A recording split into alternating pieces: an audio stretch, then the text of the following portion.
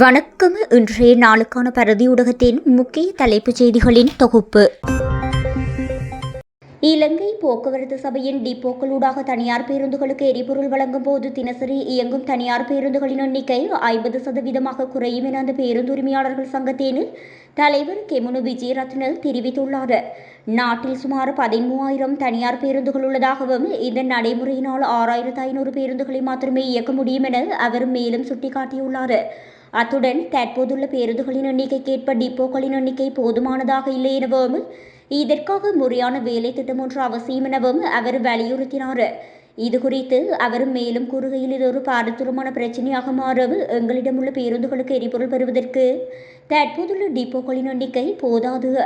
இதனால் நீண்ட வரிசைகள் ஏற்படும். அதேபோல் அவர்கள் இரவு நேரங்களில் டீசல் வழங்குவதில்லை. இதன் விளைவாக இலங்கை முழுவதும் 50% பேருந்துகளை மாத்திரமே இயக்க முடியும். QR நடைமுறைக்கு முன்னதாகவே இதற்கான தயார்படுத்தல்களை மேற்கொள்ளுமாறு நான் 2 வாரங்களுக்கு முன்பே கூறினேன். உலகளாவிய ரீதியில் ஏற்பட்டுள்ள நெருக்கடியை நாம் அறிவோம். ஆனால் ஏழை மக்கள் தனியார் மற்றும் அரசு பேருந்துகளிலேயே பயணிக்க வேண்டியுள்ளது. எனவே பொது போக்குவரத்து சேவைக்கு முன்னுரிமை வழங்குங்கள், இல்லையெனில் அரசாங்கம் பாரிய நெருக்கடிக்குள்ளாகும். இலங்கையில் உள்ள 13,000 பேருந்துகளில் 6,500 மாத்திரமே ஓடும் நிலை ஏற்படும் என தெரிவித்தார். எண்ணெய் விலைகள் அதிகரிக்கும் போது பிற பொருட்களின் விலைகளும் அதிகரிக்கக்கூடும் என்று வர்த்தக வணிகம் மற்றும் கூட்டுறவு அமைச்சர் வசந்தா சமரசிங்க தெரிவித்துள்ளார். அதன்படி அரசாங்கம் தற்போதைய நிலைமையை தினசரி அடிப்படையில் ஆராய்ந்து வருவதாகவும் நுகர்வோருக்கு அத்தியாவசிய பொருட்களின் விநியோகத்தை நிர்வகிக்க முயற்சிகளை மேற்கொண்டு வருவதாகவும் அவர் கூறினார். இதற்கிடையில் நிறுவனங்கள் ஒப்புக்கொண்டபடி டிசம்பர் 31 வரை எரிவாயுவை வழங்குவதாகவும் அமைச்சர் குறிப்பிட்டார்.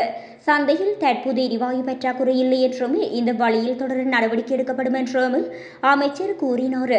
இதனிடையே நாட்டில் போதுமான அரிசி கையிருப்பு இருப்பதாகவும் 3 முதல் 4 மாதங்களுக்கு தேவையான உபரி அரிசி உற்பத்தி இருப்பதாகவும் அவர் மேலும் தெரிவித்தார். முன்னாள் நாடாளுமன்ற உறுப்பினர் ஹிருணிகா பிரேமச்சந்திர உள்ளிட்ட 15 சந்தேக நபர்களுக்கு எதிரான முறைப்பாட்டை எதிர்வரும் ஆகஸ்ட் 17 மீண்டும் அளிக்குமாறு உத்தரவிடப்பட்டுள்ளது.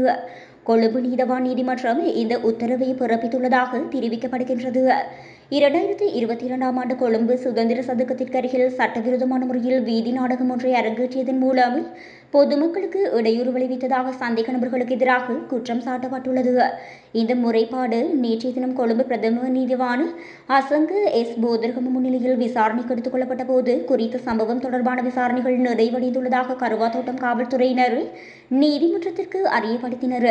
இதனையடுத்து அந்த நடவடிக்கைகளின் முன்னேற்றத்தை அறிவிப்பதற்காக இந்த முறைப்பாட்டை எதிர்வரும் ஆகஸ்ட் மாதம் 17 மீண்டும் அளிக்குமாறு நீதவான் உத்தரவிட்டார். இந்த வழக்கு விசாரணைக்கு எடுத்துக் கொள்ளப்பட்ட போது ஹிருணிகா பிரேமச்சந்திர உள்ளிட்ட பிரதிவாதிகள் நீதிமன்றத்தில் முன்னிலையாக இருந்தமை குறிப்பிடத்தக்கது. இலங்கையில் கடந்த 2019 ஆண்டு நடைபெற்ற உயிர்த்த ஞாயிறு தாக்குதலின் பிரதான சூத்திரதாரி குறித்து பிவித்துருகல உரிமைய கட்சியின் தலைவரும் சட்டத்திரணியுமான உதயகம்மன் பில கருத்து வெளியிட்டுள்ளார்.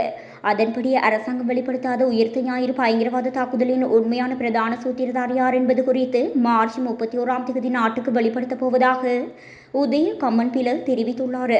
கொழும்பில் நடைபெற்ற ஊடகவியலாளர் சந்திப்பில் கலந்து கொண்டு கருத்து வெளியிட்ட போதே அவர் இதனை குறிப்பிட்டார். அவர் மேலும் தெரிவிக்கையில், சுமார் 1.5 வருட காலம் மேற்கொண்ட ஆய்வின் மூலம் உயிர்த்த ஞாயிறு பயங்கரவாத தாக்குதலின் சூத்திரதாரியை தேடி எனும் ஆய்வு நூலை தயாரித்த நாம் அதனை எதிர்வரும் மார்ச் 31 மாலை 3:30 மணிக்கு வெளியிட எதிர்பார்க்கின்றோம்.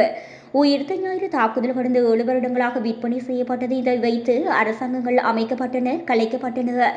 எந்தவொரு அடிப்படையும் இன்றி இராணுவத்தினரை துன்புறுத்த இந்த தாக்குதல் பயன்படுத்தப்பட்டது. இப்போது இந்த மோசடிக்கு முற்றுப்புள்ளி வைப்பதற்கான காலம் வந்துவிட்டது என அவர் தெரிவித்துள்ளார். அரசு ஊழியர்களுக்கு வீட்டிலிருந்து வேலை செய்யும் முறையை நடைமுறைப்படுத்துவது தொடர்பாக இதுவரை எந்தவொரு இறுதி தீர்மானமும் எடுக்கப்படவில்லை என பொது நிர்வாகம், மாகாண சபைகள் மற்றும் உள்ளூராட்சி அமைச்சர் பேராசிரியர் சந்தன அபேரத்ன தெரிவித்துள்ளார். இது தொடர்பான இறுதி தீர்மானம் எடுக்கப்பட்டவுடன் அது குறித்து பொதுமக்களுக்கும் அரசு ஊழியர்களுக்கும் முறையாக அறிவிக்கப்படும் என அவர் குறிப்பிட்டுள்ளார். தற்போதைய சூழலில் அரசு நிறுவனங்களின் நாளாந்த செயற்பாடுகளை எவ்வாறு வினைத்திறனாக முன்னெடுப்பது என்பது குறித்து துறைசார் அதிகாரிகளுடன் தொடர்ச்சியான கலந்துரையாடல்கள் நடைபெற்று வருகின்றன என சுட்டிக்காட்டியுள்ளார். அரசு ஊழியர்களுக்கான வீட்டிலிருந்து வேலை செய்யும் கொள்கையை நடைமுறைப்படுத்துவது குறித்து உடனடி முடிவெடுக்கப்படும் என பொது நிர்வாகம், மாகாண சபைகள் மற்றும் உள்ளூராட்சி அமைச்சர் சந்தன அபேரத்ன அறிவித்துள்ளார். இது தொடர்பில் அவர் மேலும் தெரிவிக்கையில், எரிபொருள் நெருக்கடியால் ஏற்பட்டுள்ள நாட்டின் தற்போதைய சூழ்நிலையை கருத்தில் கொண்டு இந்த முடிவெடுக்கப்படும். அமைச்சரவை கூட்டத்திற்கு இந்த விஷயத்தில் ஒரு முக்கிய விவாதம் நடைபெறவுள்ளதாக குறிப்பிடப்பட்டுள்ளது. முன்னாள் ஜனாதிபதி ரணில் விக்ரமசிங்க உடல்நல பரிசோதனைகளுக்காக சிங்கப்பூர் சென்றுள்ளார். அவரது உடல்நிலை தொடர்பான பல்வேறு மருத்துவ பரிசோதனைகளுக்காக மருத்துவமனையில் அனுமதிக்கப்படவுள்ளதாக தகவல்கள் தெரிவிக்கின்றன.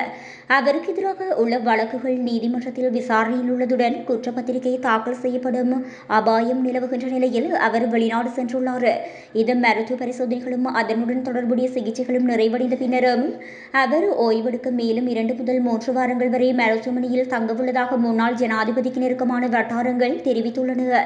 இதற்கிடையில் சட்டமா அதிபரை பிரதிநிதித்துவப்படுத்தும் சொலிசிட்டர் ஜெனரல் திலீப பீரிஸ் கடந்த ஜனவரி 28ஆம் தேதி கொழும்பு நீதவான் நீதிமன்றில் விசாரணைக்கு எடுத்துக் கொள்ளப்பட்ட சட்டவிரோத இங்கிலாந்து பயணம் செய்த வழக்கு தொடர்பான விசாரணை தற்போது 90% வரை நிறைவடைந்துள்ளதாக தெரிவித்தார். விசாரணை முடிவடைந்த பிறகு மார்ச் மாதத்திற்குள் குற்றப்பத்திரிகை தாக்கல் செய்யப்படலாம் என்றாலும் வழக்கை மீண்டும் விசாரணைக்கு அளிக்கும் திகதி இதுவரை அறிவிக்கப்படவில்லை. மற்ற நிலுவையில் உள்ள வழக்குகள் அல்லது குற்றச்சாட்டுகள் தொடர்பான விசாரணைகள் வரும் ஏப்ரல் 29ஆம் தேதி நடைபெறவுள்ளன. தற்போது ரணில் விக்ரமசிங்கவிற்கு எதிரான பயண தடை தற்போது நீதிமன்றத்தில் நடைமுறையில் இல்லை. ஆனால் குற்றப்பத்திரிகை தாக்கல் செய்யப்பட்ட பின் அத்தகைய தடை விதிக்கப்பட வாய்ப்பிருப்பதாக கூறப்படுகின்றது. இதனால் அவர் வெளிநாடு சென்றிருப்பது இந்த நடவடிக்கைகளை தற்காலிகமாக தவிர்க்கும் வாய்ப்பை வழங்கியிருக்கலாம் என்றும் கருத்து வெளியிடப்படுகின்றது. மேலும் சிங்கப்பூரில் சுற்றுலா விசாவை 1 மாதத்திற்கு மேல் நீடிப்பது எளிதானது அல்ல என்றும் தகவல்கள் தெரிவிக்கின்றன. தனது சொந்த மகளையே பாரிய பாலியல் துஷ்பிரயோகத்திற்கு உட்படுத்திய குற்றச்சாட்டில் களுத்துறை மேல் நீதிமன்றத்தில் விசாரணை நடைபெற்று வந்த நிலையில் தீர்ப்பு வழங்கப்படுவதற்கு சில தினங்களுக்கு முன்னர் சந்தேக நபரான தந்தை தன் உயிரை மாய்த்து கொண்டுள்ளார். 59 வயதான குறித்த நபர் கடந்த 1 வருடமாக வாடகை அடிப்படையில் வசித்து வந்த அறையிலேயே சடலமாக மீட்கப்பட்டுள்ளார். வெளிப்பண்ண போலீசார் நடத்திய விசாரணையில் உயிரிழந்த நபரின் மனைவி சுமார் 10 வருடங்களுக்கு முன்னரே அவரை விட்டு பிரிந்து சென்று விட்டமை தெரிய வந்துள்ளது. உயிரிழந்த நபர் எழுதி வைத்திருந்த கடிதம் ஒன்று மரண விசாரணையின் போது சமர்ப்பிக்கப்பட்டது. அதில் களுத்துறை மேல் நீதிமன்றத்தில் நிலுவையில் உள்ள வழக்கு தொடர்பில் தனது தாய் குற்றவாளி அல்ல என அவர் குறிப்பிட்டுள்ளார். வெளிப்பண்ண மரண விசாரணை அதிகாரி நிகால் ஜெயநெத்தி முன்னிலையில் இந்த விசாரணை நடைபெற்றது. களுத்துறை நாகொட போதனா வைத்தியசாலையின் சட்ட மருத்துவ நிபுணர் KMDP குணதிலக்கு வழங்கிய உடற்கூற்றாய்வு அறிக்கையின் அடிப்படையில் இது தூக்கிட்டு தற்கொலை செய்து கொண்ட மரணம் என உறுதிப்படுத்தப்பட்டது. எரிபொருள் அனுமதி பத்திரம் QR குறியீடு இன்றி விவசாயிகளுக்கு எரிபொருளை வழங்க நடவடிக்கை எடுக்கப்பட்டுள்ளது. விவசாய அபிவிருத்தி ஆணையாளர் நாயகம் இந்த விடயத்தை தெரிவித்துள்ளார். அதன்படி அறுவடை பணிகளுக்காக ஏக்கர் ஒன்றுக்கு 15 லிட்டர் எரிபொருளும், நிலம் உழுது தயார்படுத்தல் பணிகளுக்காக ஏக்கருக்கு 20 லிட்டர் எரிபொருளும் விவசாயிகளுக்கு வழங்கப்பட்டுள்ளது. இதனை QR குறியீடின்றி வழங்கப்படும் என அவர் குறிப்பிட்டுள்ளார். ஸ்ரீலங்கா பொதுஜன பெரமுனவின் நாடாளுமன்ற உறுப்பினர் நாமல் ராஜபக்ஷ தற்போதைய அரசாங்கத்தின் செயற்பாடுகள் மற்றும் போலீஸ் துறையின் அரசியல் மயமாக்கல் குறித்து கடும் விமர்சனங்களை முன்வைத்துள்ளார். ஊடகங்களுக்கு கருத்து தெரிவித்த அவர், இன்றைய தினம் போலீஸ் துறையானது அரசாங்கத்தின் தேவைக்கேற்ப இயங்குவதாகவும், குறிப்பாக போலீஸ் மாதிபர் நாட்டின் பொதுவான அதிகாரியாக இன்றி திசை காட்டி தரப்பினரின் தேவைகளை நிறைவேற்றும் ஒருவராகவே செயற்படுத்தப்படுவதாகவும் குற்றம் சாட்டினார். அண்மையில் பெண் போலீஸ் அதிகாரிகள் யாழ்ப்பாணத்திற்கு இடமாற்றம் செய்யப்பட்டமை சுட்டிக்காட்டிய அவர், இதுபோன்ற பழிவாங்கும் நடவடிக்கைகளை விடுத்த போலீஸ் அதிகாரிகளின் நலன்களை பாதுகாக்க அரசாங்கம் முன்வர வேண்டும் என வலியுறுத்தினார்.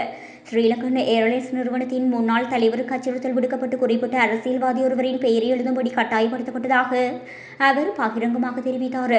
பொருளாதார நெருக்கடி மற்றும் மக்களின் சுமைகள் குறித்து பேசிய நாமல் ராஜபக்ஷ, தேர்தல் காலங்களில் வழங்கிய வாக்குறுதிகளை நிறைவேற்ற தவறிய அரசாங்கம் இப்போது உலகளாவிய நெருக்கடியை காரணம் காட்டி மக்கள் மீது மேலதிக சுமைகளை ஏற்றி வருவதாக தெரிவித்தார். பாதிக்கப்பட்ட துறைகளுக்கு சலுகைகளை வழங்க வேண்டியது அரசாங்கத்தின் பொறுப்பாகும். இறுதியாக அடக்குமுறையின் மூலம் ஒருபோதும் ஆட்சியை தக்க வைக்க முடியாது என்பதை அரசாங்கம் புரிந்து கொண்டு மக்களின் உண்மையான பிரச்சினைகளுக்கு தீர்வு காண முன்வர வேண்டும் என வலியுறுத்தினார்.